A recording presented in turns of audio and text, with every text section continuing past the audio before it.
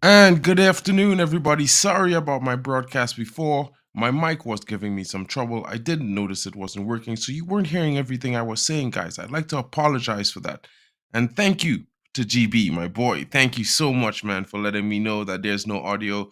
You know, I would have gone on with the stream and streamed everything, and there would be no audio, and I would have talked for nothing.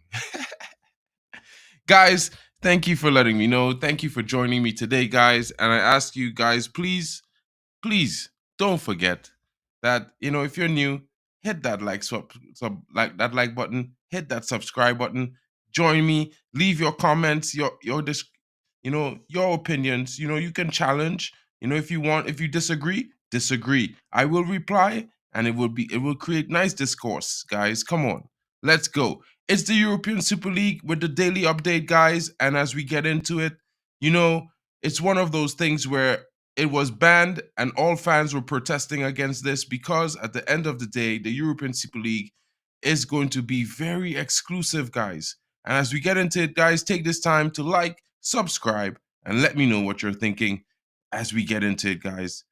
It's the daily update. Your boy, Mark N, MUFC fan. Let's go.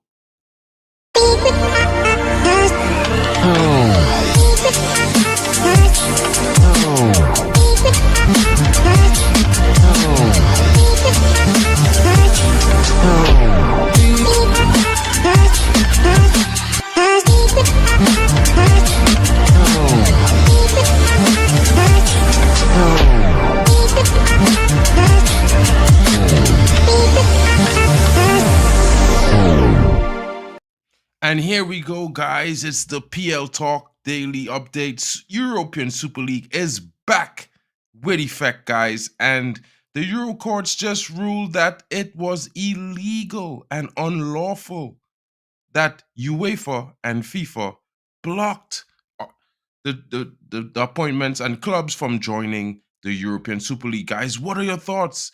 Get in the comments below and let me know what you're thinking, because this is very interesting.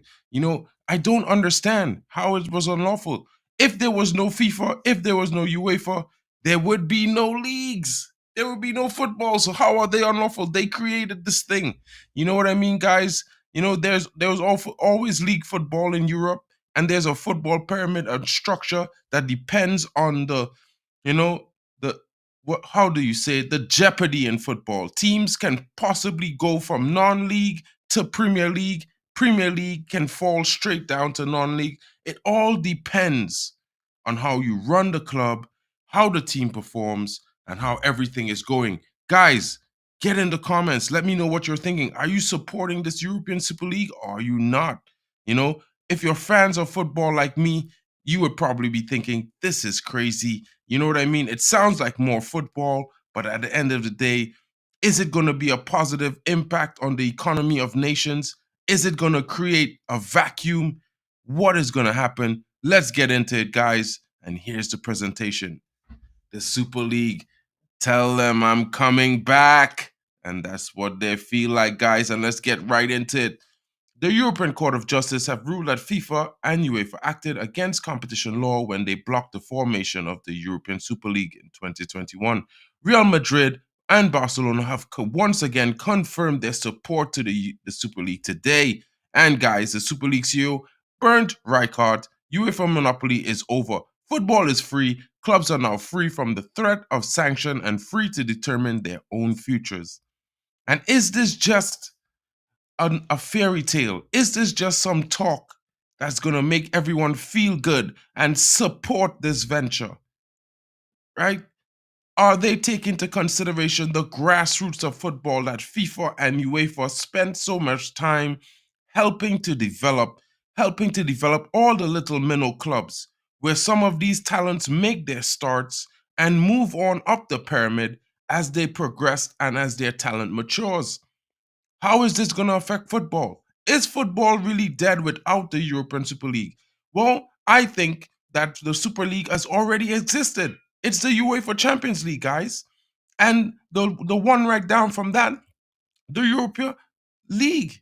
It's a league for the secondary contenders, who want to fight amongst Europe from their domestic competitions. Now it seems like the top 10 teams from every league, they have something to fight for. Even if they don't win the trophy, they can fight for a place to play in Europe.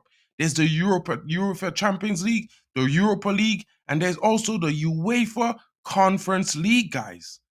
Why is there a need for something that basically copies it in exact entirety?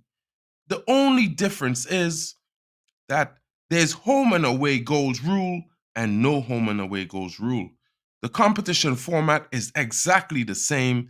They have even less teams, where the UEFA has 72. This is going to have 64 to begin with. They said it's possibly going to exceed up to 80 teams, but it's not for sure. The top rung of teams are only going to be formatted with 16, and that's called the diamond level. The star level is the 16 best teams in the world. And you know that it might not be the best teams, but it's going to be the most known notarized teams like Manchester United, my club. You know what I mean? I don't want them to join this league, but it's not really my choice. It's the owners. Are we going to let them do this, fans? This is crazy. Teams like Liverpool, Man City, AC Milan, Juventus, Real Madrid, Barcelona, Bayern Munich. These are going to be the teams that you're going to see playing each other every single week. Is this going to be fun? You're never going to see a minnow like maybe Eintracht Frankfurt, beat Real Madrid in the Champions League if this happens. You're never going to see Copenhagen play against maybe Man City in the Champions League finals. It's never going to happen. This changes things. You know what I mean? 10, 15 years ago, my club was the best club in the world, the top leading facilities, cutting edge technology, the best players in the world, the biggest stadium, the most iconic. And now we have fallen behind. There are teams that have come up and caught up to us, like Newcastle suddenly with their new ownership. Chelsea in the last 10 years has become a big name in football. They've won a lot of trophies. I think the most in any English team. So, guys, what are we talking about here? Yeah, GB, all American sports are strutted this way and are the most watched in the world. I would beg to differ. Basketball doesn't even get 1 billion views. When is the NBA Finals? You know what's the maximum views? It's 200,000. It's 200,000. 200 million views for basketball NBA Finals. The Super Bowl, 300 million views. You know what I mean? Baseball, even less, 90 to 100 million views. You know what I mean? Guess what has the biggest views? The Champions League with 1 billion views. You know what I mean? The FIFA World Cup with with more than 1 billion views. Baseball, 100 million. It's not the same. Football is like a giant. You know what I mean? World football is a giant. It's the #1 watch sport. If the Super Bowl is on and the Champions League is on, the Champions League draws the most viewers. You know what I mean? If football had a different format, I don't think there would be much views for any other sports because everyone would be watching football. What's your question, GB? Let me know. This is the current format, guys. Let me know what you're thinking. Get your questions and your comments in. The Super League potential format announced: 64 teams, 3 divisions, star, gold, and blue, with promotions and relegations only in and amongst the teams in the 3 divisions. 14 games each team per season, 7 at home, 7 away. It will be an open competition with 2 phases, league and playoffs. Guys, this sounds to me just like the MLS Cup, to be honest.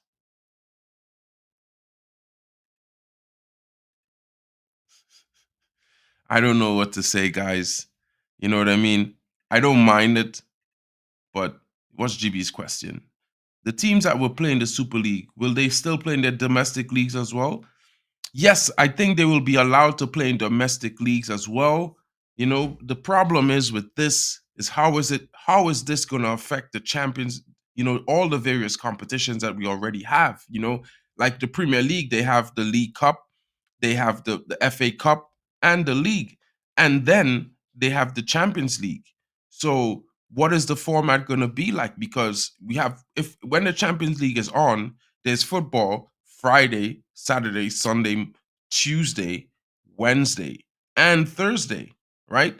So when is the Super League going to be played? Are they going to play Super League on Monday and Fridays, or what is going to happen? You know what I mean?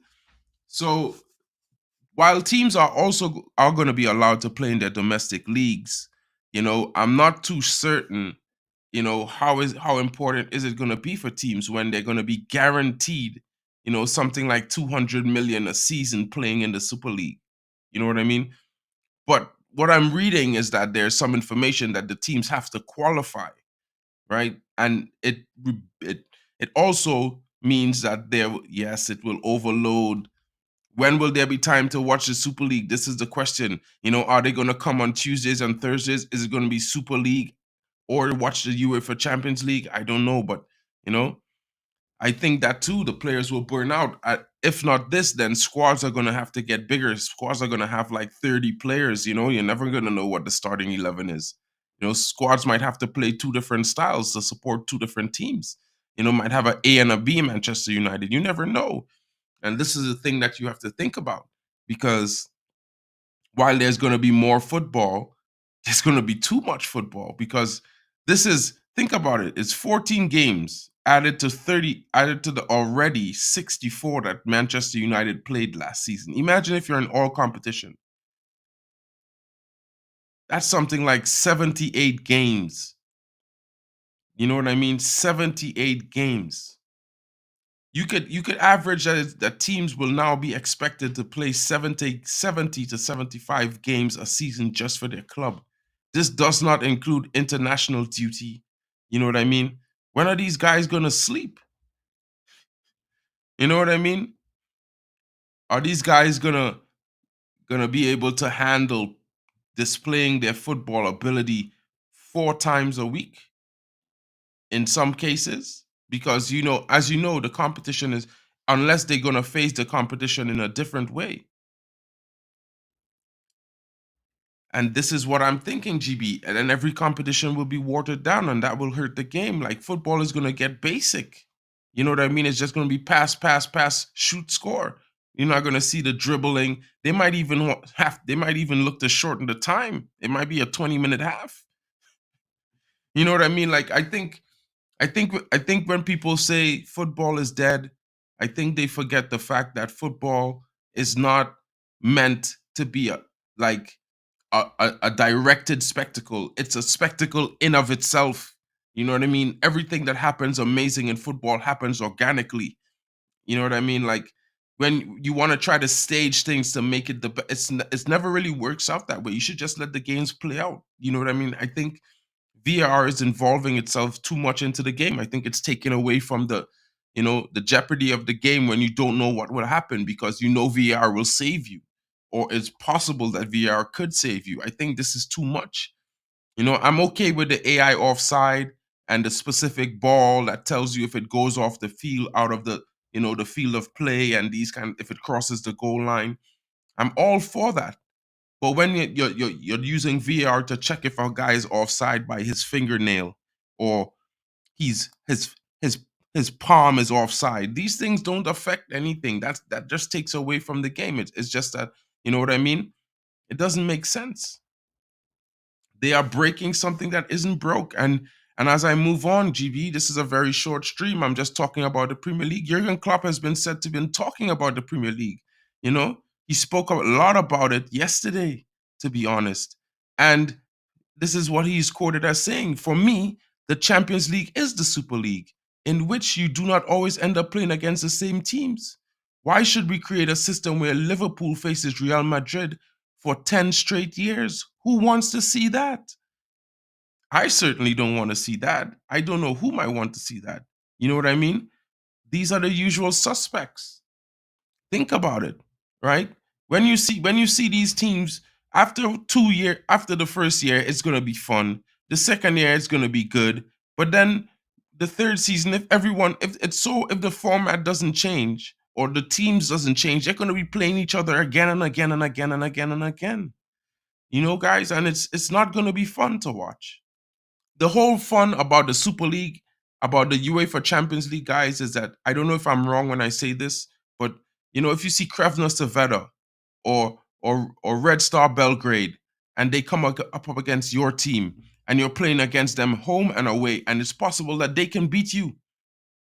These youngsters might be playing in a lesser league, but on that day they might just be the better team, and they win, and they suddenly go into the round of 16. You know what that means for a small club from a nation like that didn't expect to go up against giants and win? It's what we live for as fans. I think the Super League is gonna take away all of that. You know what I mean? Like I used to be a basketball fan. It's no longer that much interesting for me because the same teams every year, same teams every season. Some players go to teams during the season. Some players trade 4 or 5 teams a year. It's no longer fun. You know what I mean? They changed basketball from being a partially contact sport to make it almost a non-contact sport. You know what I mean? And when you see some of the fouls, it's like you watching basketball for like 20 years. It's like now it's like, look at these strong guys and they're crying because someone just touches their hand like this. It makes no sense. It makes no sense. You can't tell me this puts you off from a shot. You know? I can see both sides as well, GB. Like, maybe this might develop a lot of clubs in Europe that, don't make the money that the Premier League offers. But at the same time, I'm thinking about the bottom end of the pyramid. How is this going to affect the minnow teams like Oxford, teams like teams in my home country? How is it going to affect those footballing teams? Like, are they going to be able to still, receive that trickle down of funds throughout the pyramid? How is it going to work out? You know what I mean? Because, without the grassroots, there's no football.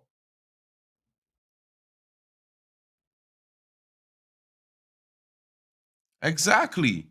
When I watched the MLS a few seasons some years ago, but now when you watch the MLS, as soon as someone is touched, it's a foul, a yellow card, a penalty, some kind of craziness. I think it's so soft. You know what I mean? Like these professional players, they don't have like, automated braking systems in their cleats, you know what I mean? So it's not like if they can just stop themselves when they go into a sliding challenge or they're rushing into a tackle. This is why it's a contact sport. These things happen. You know what I mean? And yeah, I know you're speaking of the NFL as well. Like I watch the NFL a lot. I used to go to games. I used to go to the Dolphin Stadium a lot, Sun Life Stadium, because I was living in Miami when I was going to school. And I used to go to a lot of games. And now some of the fouls that they call and tackles, it's like they're just trying to make the game score more points. You know what I mean? And I don't think that always interests the game. I think I think the game will evolve and sometimes the offense is in the game is what evolves first, and then the defense catches up, and then sometimes the defense evolves, and the offense has to evolve to catch up as well. It's just a natural progression of things. It's like Manchester United right now, GB. Like we're going through a tough period. It's supposed to be a rebuild. It's supposed to be a transitional phase where the club, gets rid of the old players, the players who've been there for more than 5, 6 seasons, and starts getting in new players as well as young players into the team. And during this period, you're not going to win titles really. You're going to have great games. You're going to win some. You're going to draw some, and you're probably going to lose. You know what I mean? But it seems like the fans they look at this like it's a disgrace, and at the end of the day it's like I could understand if last season we were competing for a title, the season before we were competing for a title, the season before that, and people actually thought we could win the league. I mean, not just Manchester United fans, but all fans in football who watch the Premier League. You know what I mean? And I just think that at some point, we have to be humble as fans. And even though we have the greatest history in English football as Manchester United fans, I think that, it's been 10 years since we've seen teams represent that well and 100%. And I think now even though Ten Hag is having some trouble and it's not looking too good, I think we're in a point where we're in a positive point of the rebuild where it could only go up from here. You know what I mean? We still see that the club hasn't backed him with exits. You know, a lot of people would say his talent ID is bad and he's using these players he didn't want. But if the club was serious, those players he didn't want would not be there. You know, they would have, got them moves to other clubs or terminated their contracts like they did at Arsenal, like they did at City, like they did at Liverpool, like they do at all clubs who, they want to change the culture. And changing the culture means you're going to have to take a loss sometimes. But we have always seen in history that Manchester United does not like to take a loss. The only losses they take is when they lose players on free. And apparently that's their favorite thing to do because they know lots of players just walk out the door for free. When other clubs the season before or halfway through the season, they would just sell them to another club, even if it's for a small marginal profit. You know what I mean? I think we need to be productive. I think as fans, as football fans, we need to, you know, exercise our information, our minds, go get more information, read up on everything, see where we stand, and collectively voice our opinions because one thing is for certain this Super League might sound good right now, but later on, you never know the negative effects and impacts it could have on the game as we know it. And a lot of people might say this might be for the better now. But what if this takes football away from the grassroots fans who can't pay 500-600 euros a ticket? You know, guys, 500-600 pounds a ticket per game because you have to travel from this country to the next country just to watch your team or the best players in your team. You know what I mean? So, the update on the Sancho contract termination, GB, is that they are in talks with it. They started talks yesterday. They are still, looking for ways, and apparently they're contacting the prospective buyer of the club or 25% investor and his team of officials to see, if the new prospective CEO and directors of football are going to agree with this decision because you never know what the ideas they might have or what their energy might bring. It might bring change. As we have heard recently that Sancho also has been trying to get himself back into the football club. We don't know if this is old news. We don't know if this just was a spoken in word, but what we do know is that they met yesterday and they had deliberating talks about it, and the talks are going on, and we will have a verdict by Monday. So I think you could look out for some news, if not tomorrow, definitely Monday morning, you will have a definitive answer on what is happening because from Monday, there are only 6 days left until the Premier League transfer window opens. Guys, thank you for joining me. This has been my presentation of the PL talk. You know, Europa Super League, it's back. And is it here to stay, guys? What is the ramifications on football? Does anyone actually think this is positive? Exactly, GB. Exactly. The easiest way for him to get back would be to say three words. I'm sorry, coach. I'm sorry, coach. You know what I mean? Sometimes, like I always say, GB, life is not, a lollipop. It's not always going to be sweet and savory. It's going to have some bitter moments. You have to learn to navigate that. It's called maturity. I think Sancho is a great talent, a great player. I think he has not been given the chance to show his best form yet, but it's not at the fault of Eric Ten Hag because he was at the club a season and a half before Eric Ten Hag came in, and he was not pulling up any trees. And let's be real, like it's not just on the manager. Remember, Jadon Sancho wants to play on the left wing. Marcus Rashford is also on the left wing. So maybe the problem might be a bit deeper, guys. I don't know what's gonna happen. Honestly, if I had to give my opinion, I would love for Sancho to apologize and I would love for him to be back in the squad and given at least a run of games. If he does, like let's say 5 to 7 games starting consistently and see how he progresses. But if not, maybe it's time to move on and like it's gonna hurt. But at the end of the day, Manchester United must move on. You know what I mean? And as fans, we must always remember that we could like players and we have to back players as well, but we have to back the club. And we've seen for the last 5 years and exactly the season 2021, 2021 and 2021, 22, where these players literally gave up. So maybe a change of culture, a change of players is needed at the club. Maybe needed more so than sacking a manager. You know what I mean? And, you know, it is what it is, guys. You know what I mean? We're Manchester United fans through and through. And anyone who's a football fan will always back their team 100%. And sometimes, it's not that the team isn't trying to be their best. Sometimes it's just, other things are factors are, possibly taken away from the team. Look at the toxicity around the club at the start of the season. They started with 16 players injured. Almost the entire back line who started last season that built our season on defense were out injured, as well as some first teamers. So, guys, it's been a tough one, but the season goes on. Game week 18 is on Saturday, and we face West Ham. And hopefully, after the performance against Liverpool, the team will come out and give a performance that the fans will be proud of. And I as a Manchester United fan, I'm certainly behind the team. I'm behind this manager because I can't do it another 2 years of that 10-year period where we just kept sacking managers and saying that they're incompetent when we had some of the best managers in the world. And there are players at this club that's still here that have sacked more than 3 managers, and they're still here doing the same thing they were doing under those managers who wanted to get them out of the club. So, guys, I'm Eric Ten Hag in.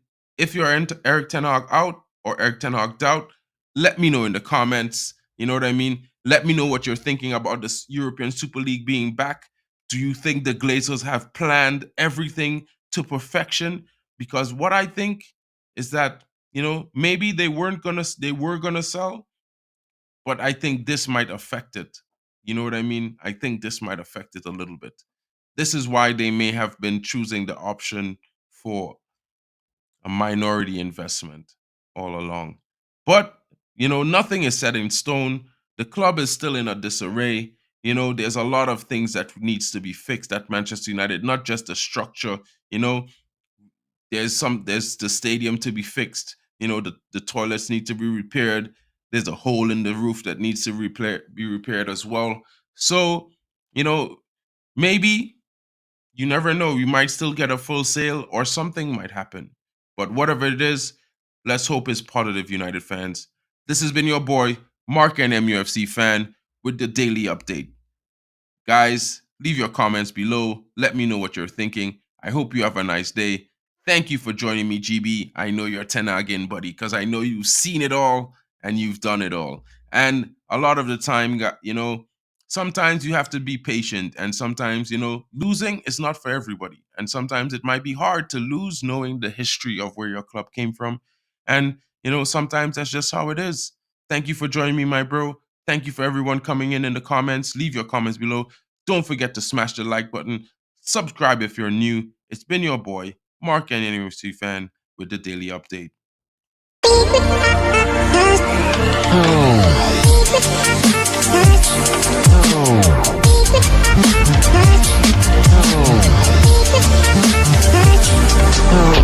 Oh.